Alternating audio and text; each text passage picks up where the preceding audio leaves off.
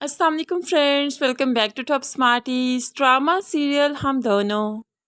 एजाज दुरानी ने तो असद को खूब अच्छे से सजा दी मोहब्बत करने की कि उसका हुलिया ही बिगाड़ कर रख दिया। अब यहाँ पर रात के वक्त जो भाई ने असद को कॉल करनी थी, रात के वक्त जब कॉल की तो फ़ोन बंद जा रहा था।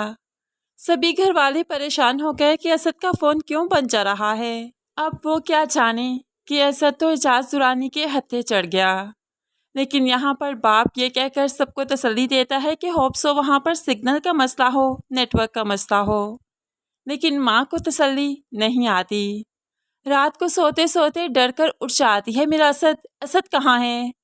तो बाप तसल्ली देता है, सुबह उसका फ़ोन मिल जाएगा, सुबह तक सिग्नल्स का मसला ख़त्म हो जाएगा, हम बात करेंगे सुबह असद से। लेकिन सुबह उठे तो कंपनी वालों की तरफ से लेटर आ गया, जो अपॉइंटमेंट लेटर था, जिससे मालूम पड़ा कि असद वहाँ पर पहुँचा ही नहीं। अगर वहाँ पर पहुँचा होता तो ये अपॉइंटमेंट लेटर भला घर क्यों आता।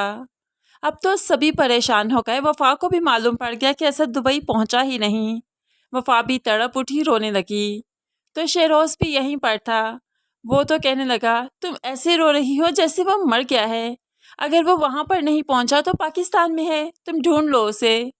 तो वफ़ा भी अपने दोस्तों के साथ और असद के भाई के साथ मिलकर जगह जगह असद को ढूंढती है, लेकिन असद कहीं नहीं मिला।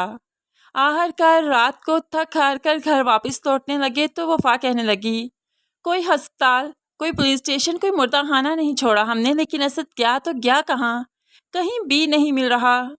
तो यहाँ पर दोस्त यकीन दिलवाता है कि हम सुबह फिर आएंगे, असद मिल ही जाएगा, अगर पाकिस्तान में है तो ज़रूर मिलेगा। अब ऐसे ही वफ़ा परेशानी के आलम में घर गई तो सुंबल ने और ज़्यादा परेशान कर दिया।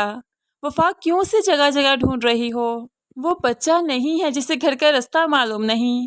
तुम खुद सोचो, वो तुमसे दूर जाकर बैठा है, होप्सो वो तुमसे शादी नहीं करना चाहता, इसीलिए तो छुप गया है, क्योंकि तुम उसके पीछे पड़ी थी कि वो भागकर तुमसे शादी करे।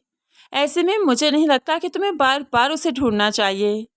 लेकिन वफ़ा ने सुंबल की बात सुन तो ली, हर्ट भी हुई, लेकिन फिर मोहब्बत है, कम नहीं होती। आखिरकार असद वफ़ा को मिल ही जाएगा। इतना बुरा हाल कि वफ़ा तड़प जाती है। फ़ौरन से पहले हॉस्पिटल में एडमिट करवाया कि असद कुछ बहाल हुआ। अब जाकर उसे अपने बाप की हकीकत मालूम पड़ी। तो फिर वफ़ा भी एजाज दुरानी की बेटी है, चुप नहीं रहेगी।